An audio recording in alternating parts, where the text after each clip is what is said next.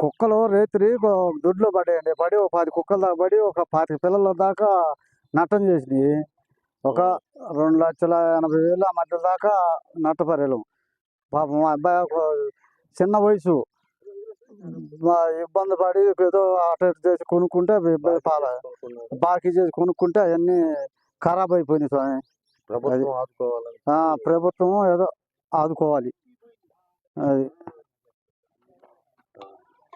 మేము ఇదే ఆధారపడి కాసుకునేది. రేత్రి పూట పడి ఎట్లా చేసినవి అప్పు చేసుకుని మాది ఇదే జీవనాధారం. గొర్రెపిల్లలు కాసుకొని బతుకుతున్నాం. గొర్రెలు కాసుకొని అర్ధరాత్రి 12 గంటల సమయంలో కుక్కలు వచ్చి గొర్రెపిల్లల్లో పడి 10 పిల్లల దాకా తినేసాయి. దానికి తగ్గ పరిహారం ప్రభుత్వం నుంచి వస్తుందని ఆశిస్తున్నాం. అప్పు చేసి కొనుక్కున్నాము.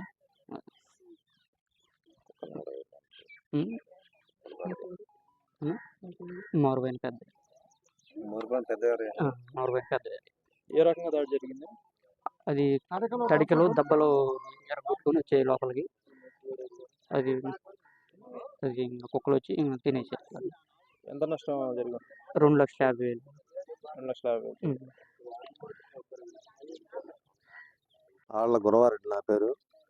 ఇట్లా గతంలో కూడా గొర్రెలు దొడ్లో పడి కొన్ని గొర్రెలు చంపేసినాయి. ఇవాళ పాపం ఈ అబ్బాయి వాటి మీదనే బతుకుతుండు. అవి అప్పు చేసుకొని సుమారు ఒక 30 పిల్లల కొనుక్కోండు. సుమారు 3 లక్షలు పెట్టి ఈ రాత్రి 12 గంటల సమయంలో కుక్కలు సుమారు 7 కుక్కలు దొరబడి 25 పిల్లల దాకా కొరికేసినాయి. బాగా నష్టపోయింది అబ్బాయి. ఏదన్నా గవర్నమెంట్ ఆదుకోవాలని కోరుతున్నాం. కుక్కలను కూడా మరి గవర్నమెంట్ సాయంతో ఏదన్నా పట్టించి పంపించే మార్గం చూడాలా. లేకుంటే చాలా మనుషుల మీద కూడా ఎగబడుతున్నాయి. ఇట్లా ఇబ్బంది జరుగుతున్నాయి. ఆడవాళ్ళు కూడా పొలం పోవాలంటే భయపడుతున్నారు. అందరికీ నమస్కారం.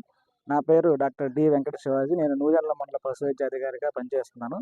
గత రాత్రి 3/2/2025 మూడబోయిన పెద్ద వీరయ్య గ్రామస్తుడైనటువంటి మన తలార్లపల్లి రెడ్డిపాలెంలో కుక్కల దాడి జరిగి అతని యొక్క మొత్తం 30 పొట్టేలు పిల్లల్లో మనకి 15 శాల్తీలు అనేవి చనిపోవడం జరిగింది. మిగిలిన 10 యానిమల్స్కి బాగా తీవ్రంగా గాయాలైనవి. వాటికి మనం సత్వర వైద్యం మనం అందిస్తున్నాము. ఈ వీధి కుక్కల ఏదైతే ఈ కుక్కల దాడి జరిగినప్పుడు మనం ఖచ్చితంగా ఇన్సూరెన్స్ అనేది జీవాలకు చేయించుకోవడం వల్ల చాలా ఎట్లాంటి ఆర్థిక పరమైన నష్టం జరగకుండా ఉంటుంది. టోటల్గా మనకి దాదాపు 3 లక్షల వరకు ఆర్థిక నష్టం అతనికి జరిగినది. ఈ యొక్క ఆర్థిక నష్టం మనం తగ్గించుకోవాలనుకుంటే ఖచ్చితంగా మనం ఇన్సూరెన్స్ అనేది జీవాలకి చేయించుకుంటే ఎట్లాంటి ప్రమాదం జరిగినప్పుడు ఆర్థికంగా నిలదొక్కోవడానికి